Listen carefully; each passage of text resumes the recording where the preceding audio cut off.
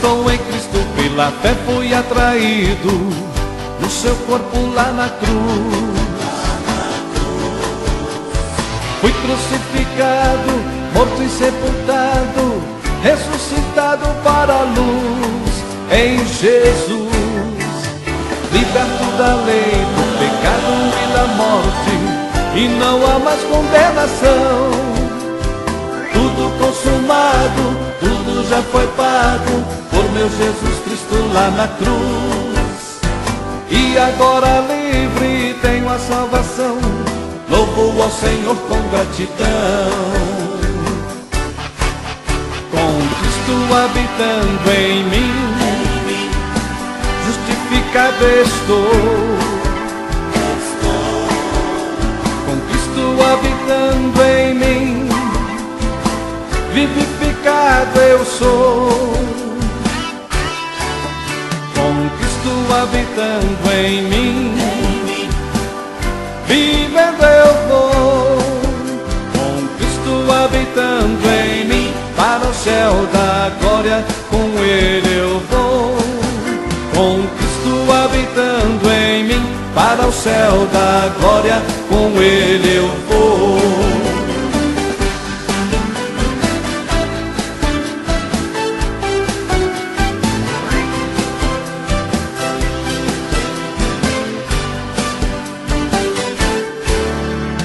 Eu estou em Cristo, pela fé fui atraído no seu corpo lá na cruz.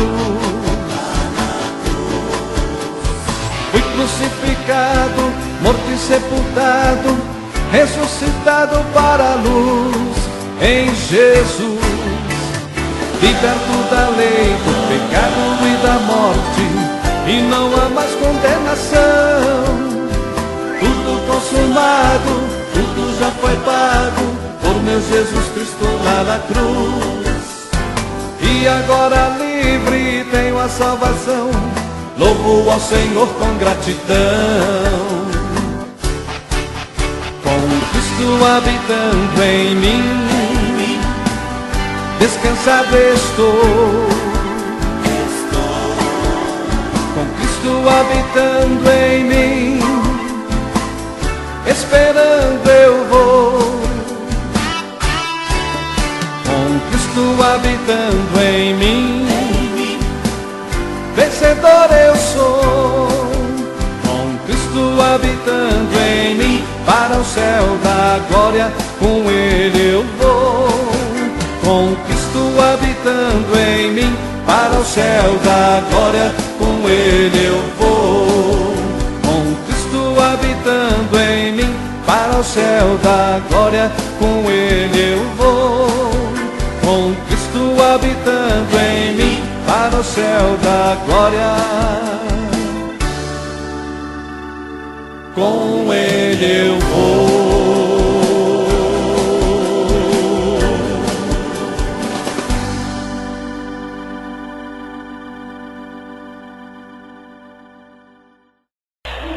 Vamos abrir a nossa Bíblia no livro de Eclesiastes,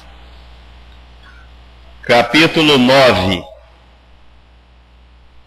E nós vamos ler um versículo apenas. Eclesiastes, capítulo 9. E já sabem qual é o versículo, né? Versículo 10. E na minha versão diz assim: tudo quanto te vier à mão para fazer, faze-o conforme as tuas forças, porque no além para onde tu vais, não há obra, nem projetos, nem conhecimento e nem sabedoria alguma. Vamos orar.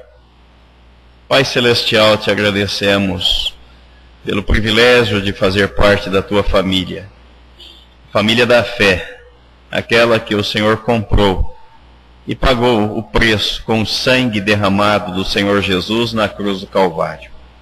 Muito obrigado porque o Senhor nos resgatou das trevas e nos transportou para o reino do Filho do teu amor.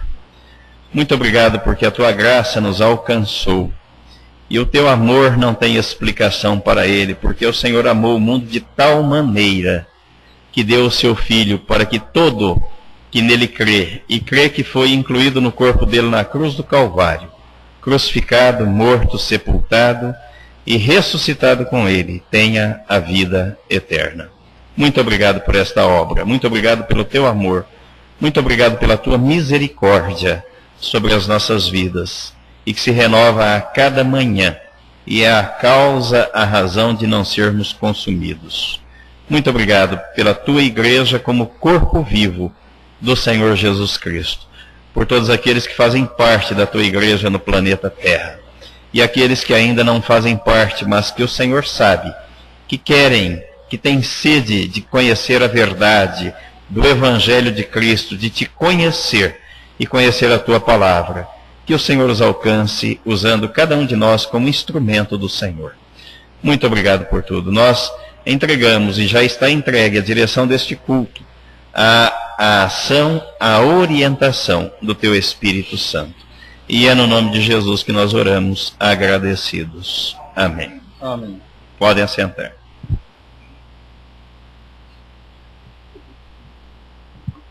Tudo quanto te vier à mão para fazer, faze-o conforme as tuas forças. Porque no além para onde tu vais não há obra, nem projetos, nem conhecimento e nem sabedoria alguma. Provavelmente eu devo ter pregado sobre esse texto há um ano atrás. Provavelmente. Mas não é demais se a gente relembrar algumas verdades, alguns ensinamentos sobre esse texto, a palavra de Deus para a nossa vida.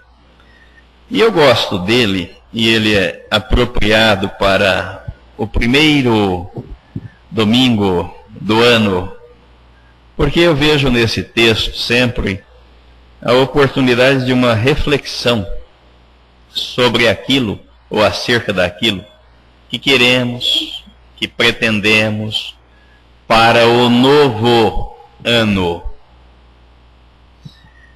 Quando chega no final do ano, é a oportunidade que a gente tem de fazer um balanço. Não sei se essa é a visão do contador que fui, né? Final de ano é época de balanço. Agora mudou, né? Pode-se fazer balanço qualquer mês do ano. Mas na época que eu fui contabilista era assim, né? Final de ano, balanço. E os mais antigos devem se lembrar quantos estabelecimentos comerciais fechados. Fechado para balanço. A vida deve ser assim. A vida como um todo. E a vida cristã, muito mais. E o que é o balanço? É verificar qual foi o resultado daquele ano. Houve lucro, houve prejuízo, como é que foi? As metas foram alcançadas, os projetos foram executados, o balanço é para isso.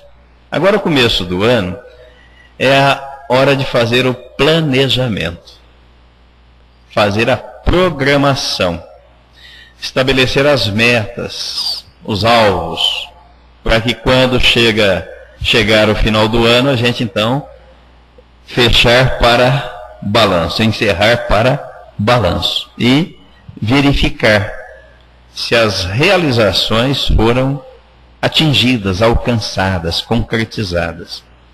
A vida deve ser assim. E li há poucos dias num livro o autor dizendo que as pessoas se preparam para a vida. A gente coloca os filhos na escola, a gente quer que eles tenham uma boa formação, uma boa educação, uma boa profissão. Ou não é assim que a gente faz?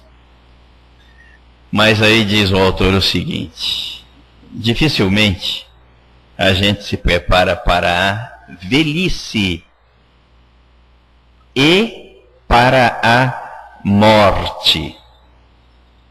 Dificilmente. Mas a gente deve se preparar, deve planejar, deve programar. Porque a velhice chega, se não morrer jovem. E a morte é o evento mais certo que existe. É a estatística que não tem furo, não tem erro. Nasceu, vai morrer. Quando? Não sei. E aí? Está preparado para enfrentar a morte? E ela bate na porta, não manda avisar, não tem aviso prévio. Não tem aviso prévio. E o texto bíblico fala a respeito disso. Fala a respeito da execução, de planejamento, de ideias. Tudo quanto te vier à mão para fazer, faz-o. Aí a gente poderia perguntar, quando? Hoje. Não deixe para amanhã. Tem uma frase bonita, né? Que diz que o amanhã, de repente, para muitos, poderá não existir. Faça hoje. E tem um ditado antigo, né? O que você tiver que fazer, faça hoje. Não deixe para amanhã. Amanhã poderá ser tarde. Execute hoje. Não adie. Não postergue. Faça hoje. Olha, a realização de tarefas e de trabalho é agora. O tempo é hoje. O lugar é aqui. É aqui. Tem muita gente que às vezes tem sonhos, tem planos e pensa assim: quando eu ficar velho? Mas e se ele não ficar velho? E se não der tempo? O trabalho, e o texto fala de trabalho, ele não fala de ociosidade. Ele não diz, olha, tudo quanto te vier à mão para fazer, pare, pense e desista. Não. Ele ordena. Faze-o. De que jeito? De forma relaxada? De qualquer jeito? Ah, tá bom. O jeito que sair é esse mesmo. Não. Desconforme as tuas forças. É o melhor. É o máximo. É. Então faça. Por quê? Porque depois que você fechar os olhos, não há o que ser feito. O que existe para ser feito é aqui. O trabalho é bênção de Deus e não maldição. Deus ordenou a Adão, no jardim do Éden, que trabalhasse, que lavrasse a terra, que cultivasse o jardim, antes do pecado. Antes. Então não foi castigo, como muita gente, os preguiçosos acham que trabalho é castigo, né? Ai, que castigo, tem que trabalhar. Mas isso é para os preguiçosos. Para aqueles que gostam, e tem gente que não acredita que há quem goste de trabalhar. Eu gosto, sempre gostei, graças a Deus. Mas para aqueles que gostam, eles veem na Bíblia o trabalho como uma bênção. Bênção de Deus.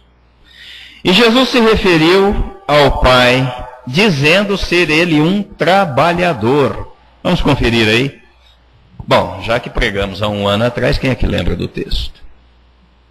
Não é? Ah, mas já pregou sobre isso, então vamos lá. João, capítulo 5, versículos 16 e 17.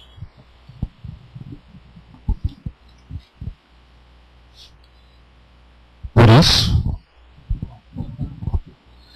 isso, os judeus perseguiram a Jesus, porque fazia essas coisas no sábado. Mas Jesus lhes respondeu: meu Pai trabalha até agora, e eu trabalho também. Bom, Se Deus trabalha até agora e Jesus trabalha também, por que a criatura vai ficar na ociosidade?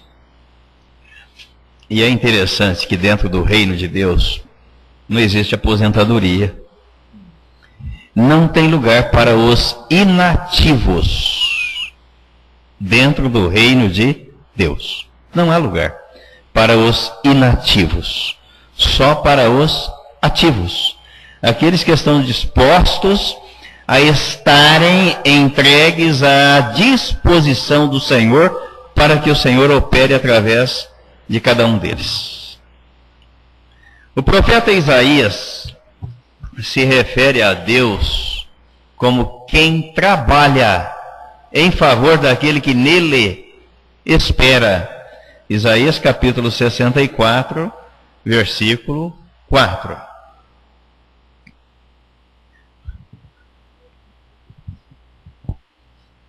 Porque desde a antiguidade não se ouviu, nem com os ouvidos se percebeu, nem com os olhos se viu um Deus, além de ti, que opera a favor daquele que por ele espera. E Jesus disse ainda que há um trabalho pelo qual todos devem labutar. João capítulo 6, versículo 27.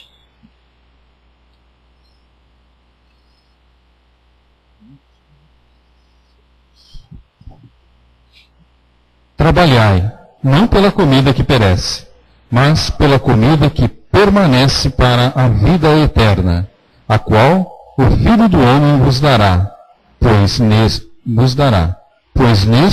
Deus, o Pai, imprimiu o selo, o seu selo. Então, a questão começa a mudar um pouco diante desta ordem expressa de Jesus. Trabalhai não pela comida que perece, mas pela que subsiste para a vida eterna. Aí a gente tem que parar para pensar. Parar para refletir. Então não é trabalhar de sol a sol como um louco, um maluco, de forma desenfreada, desordenada, achando que com muito trabalho é que estaremos cumprindo aquilo que a palavra de Deus determina. Porque aí Jesus disse que não é trabalhar em prol daquilo que perece, mas daquilo que é eterno. E ele diz, a qual o Filho do Homem vos dará, porque Deus o Pai o confirmou com o seu selo. Então é hora da gente parar para refletir e saber pelo que estamos trabalhando. Que tipo de trabalho? Aquele que vai permanecer ou aquele que vai perecer? Aquele que vai perecer, Jesus diz que é para a gente aprender com as aves. Ele disse, olha, elas não trabalham, não colhem, não ajuntam, não plantam, não ajuntam em celeiro, mas o vosso Pai Celestial as sustenta. E vocês? Não valem mais do que as aves? Aí ele manda aprender com as plantas. Observai os lírios do campo. Não trabalham, não fiam. E ele diz que o homem mais rico do mundo jamais se vestiu como a beleza dos lírios. Qual foi o homem mais rico do mundo? Salomão. Tem muita gente querendo ser o homem mais rico do mundo hoje, né? Mas Salomão foi o homem mais rico do mundo. E quem é que deu a riqueza para ele? Deus. Então Jesus mandou aprender. Olha, aprendam com as plantas e aprendam com as aves. E aí ele deixa o recado.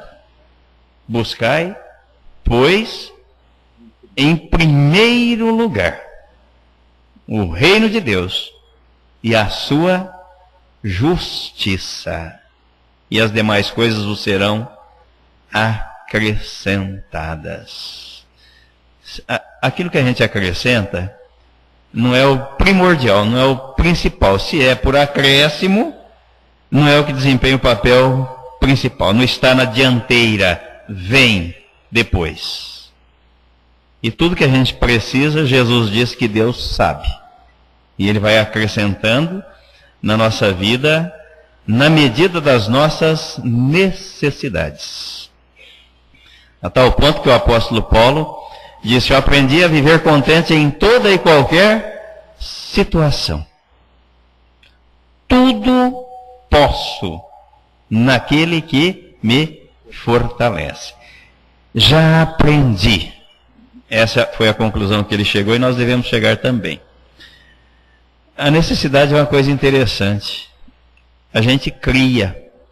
Às vezes a gente não tem necessidade, mas a gente cria aquela necessidade. E por conta disso, muitos se afadigam depois para dar conta do recado. Mas quem mandou você criar aquela necessidade que você não tinha? A gente faz assim. A gente quer ser muito sábio, muito inteligente, muito sabido, mas não é. Porque a sabedoria vem da palavra de Deus. Então, quando Jesus está dizendo: trabalhai, não pela comida que perece. Essa daí, o vosso Pai Celestial sabe que você precisa e Ele te dá na porção da sua, para atender a sua necessidade. Agora, trabalhe em prol daquela que vai permanecer e prevalecer eternamente. E que comida é esta? E que comida é esta? É aquela comida que satisfaz a alma faminta, a alma sedenta. Quando no capítulo 6 aí de João, nesse capítulo 6, Jesus estava tratando com os discípulos a respeito do pão que ele havia multiplicado. E aquela multidão estava seguindo Jesus, mas não interessado nele, mas sim no pão que ele havia multiplicado. E quando chegou aí no versículo 31 e 32, nossos pais comeram o maná no deserto, como está escrito: deu-lhes a comer pão do céu. Replicou-lhes Jesus: em verdade vos digo, não foi Moisés quem vos deu o pão do céu. O verdadeiro pão do céu é meu Pai quem vos dá. Aí o versículo 49, aliás o 33, né? Porque o pão de Deus é o que desce do céu. O pão de Deus é o que desce do céu e dá vida ao mundo. E no versículo 49, vossos pais comeram o maná no deserto e morreram. Este é o pão que desce do céu, para que todo o que dele comer não pereça. Eu sou o pão vivo que desceu do céu. Se alguém dele comer, viverá eternamente. E o pão que eu darei pela vida do mundo é a minha carne. Então Jesus é o pão vivo que desceu do céu para que nunca mais tenhamos fome. Fome de comida que vai nos sustentar, nos alimentar eternamente. Não da comida que perece. Ele disse: essa você come hoje, amanhã ela vai embora. E todo dia você tem que comer. Mas do pão vivo que desceu do céu, você come uma vez.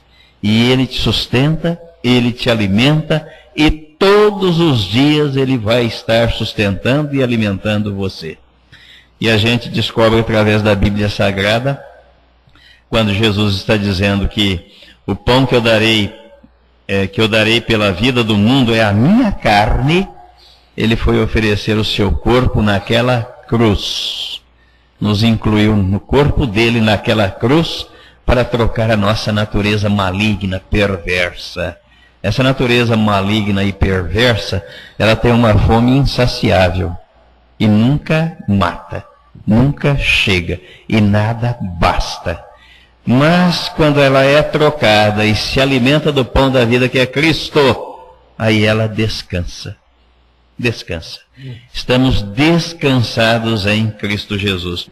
E a pessoa descansada em Cristo, Deus vai trabalhar nela, vai agir e operar através dela. Se ela não estiver descansada em Cristo, ela vai querer fazer e não vai conseguir. Aliás, neste capítulo 6, quando Jesus ordenou que trabalhássemos, não pela comida que perece, no versículo 28 e 29, os judeus, ouvindo aquilo, perguntaram para Jesus: que faremos para realizar as obras de Deus?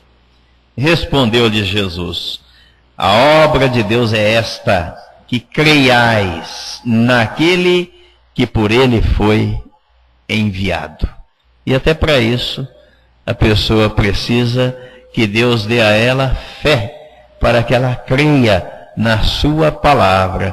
Porque naturalmente, o homem natural não tem fé para receber, para acreditar na palavra de Deus e para se alimentar deste pão da vida que é Cristo. Então ele precisa contar com a bênção divina, com a dádiva divina, para que Deus abra os seus olhos, o seu coração e revele esta pessoa e esta obra realizada por Cristo Jesus. Então o trabalho é uma bênção. Ninguém pode ter propósitos, pode ter alvos, estabelecer alvos ou metas sem trabalho. Sabem por quê? Porque a mente desocupada é oficina de Satanás. E tem um ditado que diz que quem não trabalha, dá trabalho. Se você não trabalha, você dá trabalho para alguém. Então é melhor trabalhar, se ativar e ser ativo para não dar trabalho para os outros.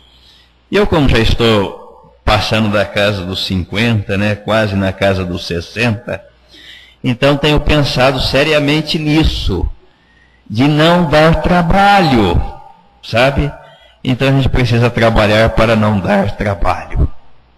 Porque trabalhar já não é fácil. Já não é fácil.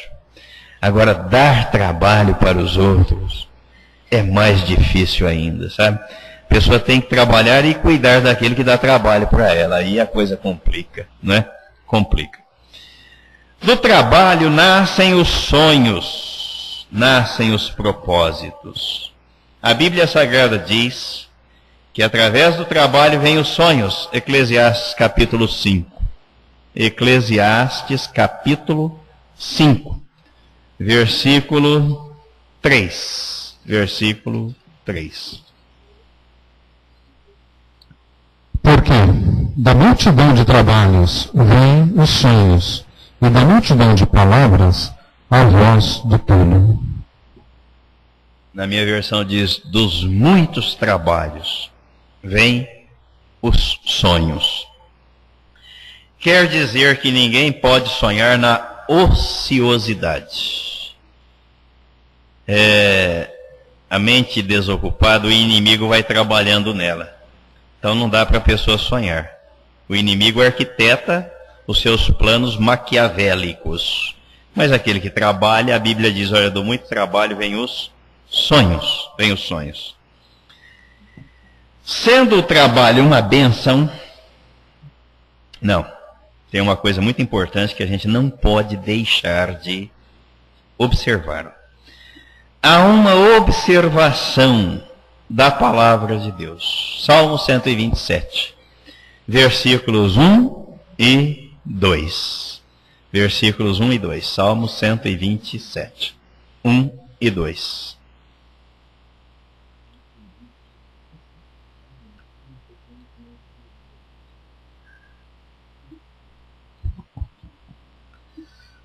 Se o Senhor não edificar a casa, em vão trabalham os que a edificam. Se o Senhor não guardar a cidade, em vão vigia a sentinela.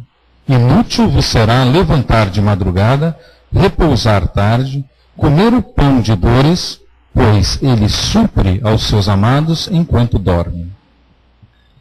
Trabalhar com esta visão, com esta convicção.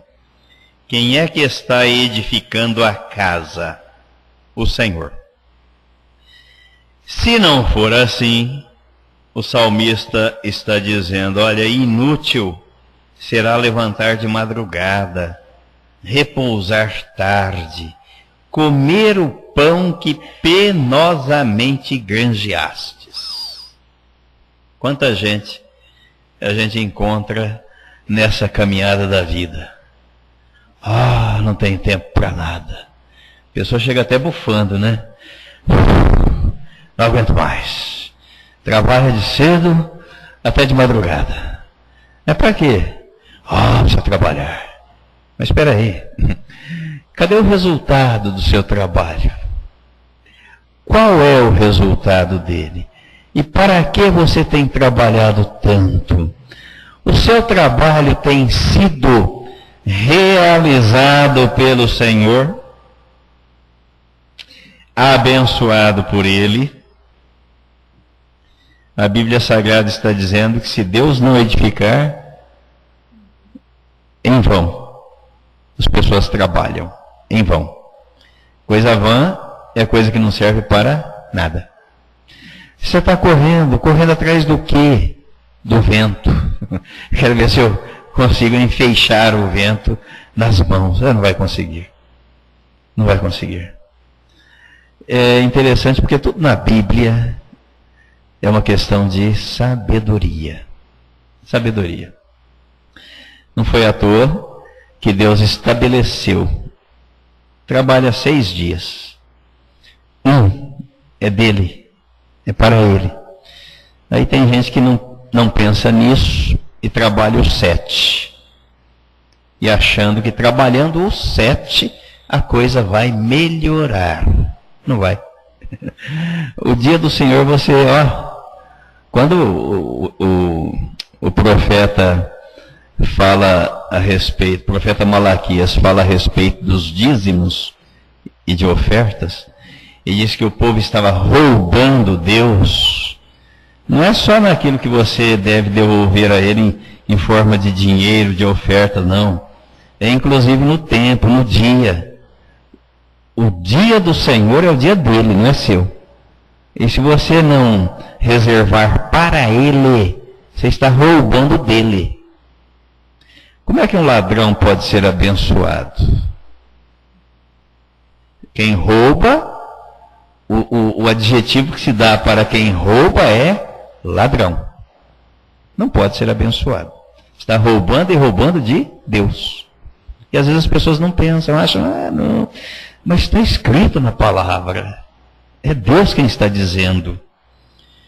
Então não é trabalhar de sol a sol os 7 dias da semana que vai resolver o problema de ninguém. É trabalhar de acordo com o enfoque da palavra de Deus. É o Senhor quem está edificando, conduzindo, então a sua casa será uma casa abençoada. Se não for, a Bíblia está dizendo, é inútil, está levantando cedo, de madrugada, correndo, para quê? Não vale nada o que você está fazendo. Você não vai chegar a lugar algum com isso. Vamos terminar aqui. Conclusão. Nem sempre muito trabalho é sinônimo de bênção. Eclesiastes capítulo 2, versículo 26. Nem sempre muito trabalho é sinônimo de bênção. Porque ao homem que lhe agrada, Deus dá sabedoria e conhecimento e alegria, mas ao pecador dá trabalho, para que ele ajunte e amontoe, a fim de dá-lo àquele que agrada a Deus. Também isso é vaidade e desejo vão. Se você tem prazer em Deus e agrada o Senhor, Ele está dizendo que Deus dá sabedoria e conhecimento. Se você não tem prazer e não agrada a Deus, tome trabalho, tome serviço. É o que ele está dizendo aqui. Para que Deus faça a distribuição e dê àquele que lhe agrada. É a palavra quem está dizendo. É Deus quem manda muito trabalho ao pecador para que ele ajunte e amontoe a fim de sustentar os seus filhos. Que coisa! Olha como Deus age. Todo trabalho realizado fora de Cristo, dentro do reino de Deus, não tem valor algum. Não adianta ninguém querer fazer nada ou dizer que faz alguma coisa para o reino de Deus, dentro do reino de Deus, fora de Cristo. Mas dentro do reino de Deus, todo trabalho feito é por gratidão. E Deus não esquece. Às vezes a gente é ingrato com as pessoas e até com Deus, para com Deus. Nós somos ingratos. É uma das coisas que eu tenho observado muito. Como as pessoas normalmente são ingratas. E se são ingratas para com Deus, não serão umas para com as outras? Serão, mas Deus não é. Hebreus capítulo 6, versículo 10 a 12. 10 a 12.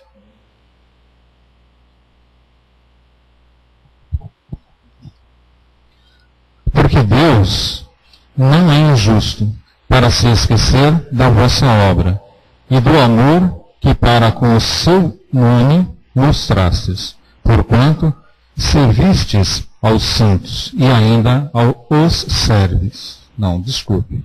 Porquanto servistes aos santos e ainda os servis.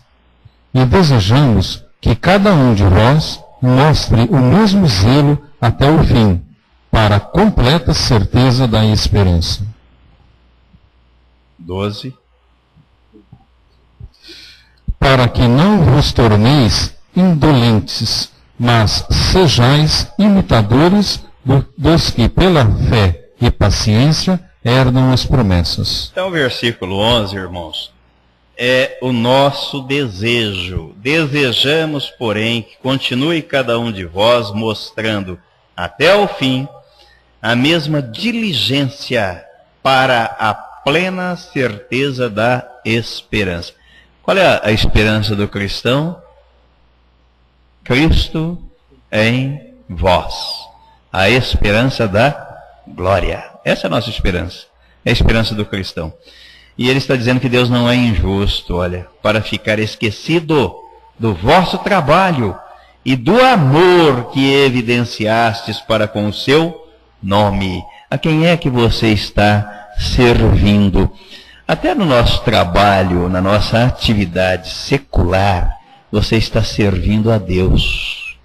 Você está sendo útil a alguém na condição de instrumento de Deus na vida daquela pessoa. Essa é a visão que a gente deve ter. E a Bíblia está dizendo que Deus não se esquece, Ele está vendo.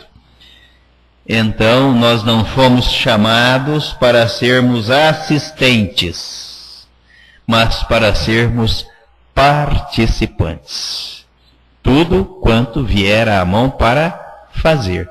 Faze-o de qualquer jeito, não, conforme as tuas forças.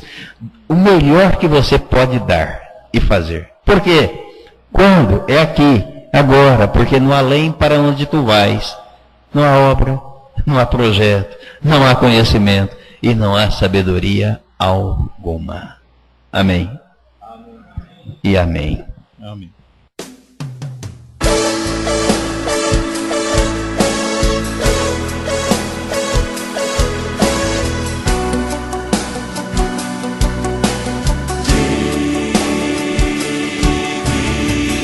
É o cordeiro que foi morto de receber o poder e riqueza, sabedoria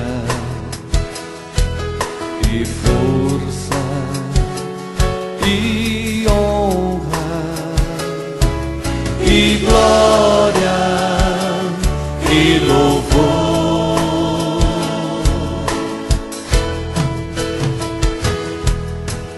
Digno é o Cordeiro que foi morto de receber o poder e riqueza, sabedoria e força e honra e glória e louvor.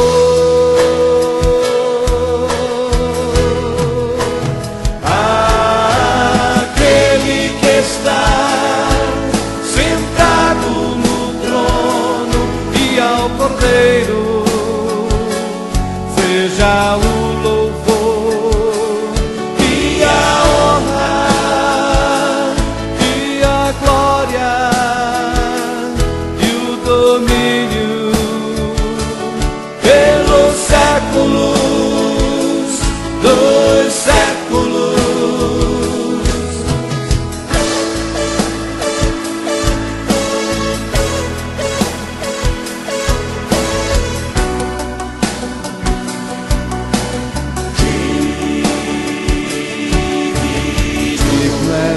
Cordeiro que foi morto de receber o poder e riqueza, sabedoria e força e honra e glória e louvor.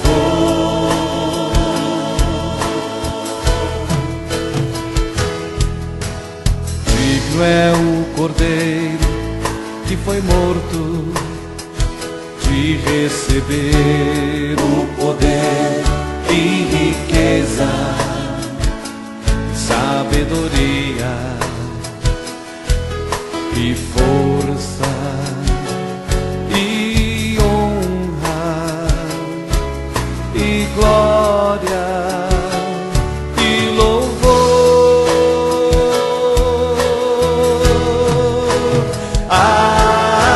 Aquele que está sentado no trono e ao Cordeiro seja o louvor e a honra e a glória e o domínio pelos séculos dos séculos.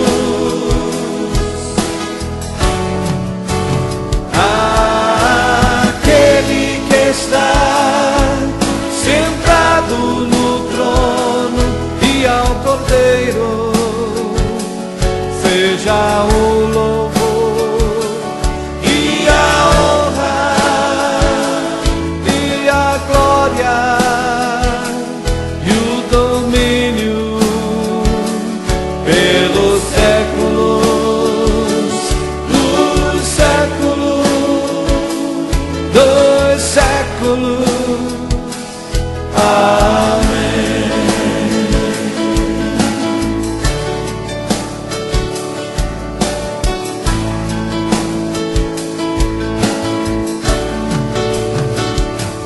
Amém.